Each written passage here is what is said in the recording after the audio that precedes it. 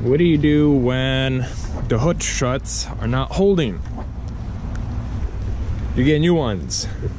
I'm gonna show you guys how to replace them. I'm doing this on my own, and I don't know if I'll actually be able to do it without propping something, but I see a shovel right there. Or grab a piece of wood around here and I'll try to prop the hood open so that I could get this done. But it takes literally like 2 minutes. You only need a screwdriver, and we're gonna get it done.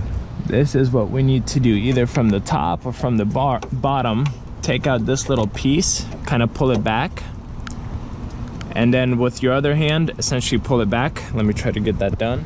Just like that. It basically, once you take out that metal piece, it comes out. So you do it from both ends, and that's what that looks like. And then the new one, just take it in, pop it in, take this side, which I'll probably have to open the hood a little bit more. Give me a moment.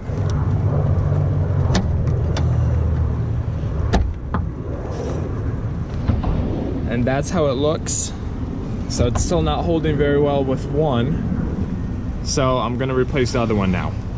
Same idea on this side. Take this metal clip, pull it back. I mean, you could technically remove it. I usually don't, just because in case it falls. But you pull it back about yay much, and then with your other hand just pull it out. Oh, there you go. So I didn't even need my other hand. Undo this little clip portion, and then undo the bottom one and just clip the new one in. And there we go. The hood holds. Lower it, and there it goes. Both of them on eBay were probably like $12, $13. These hood struts are fairly inexpensive.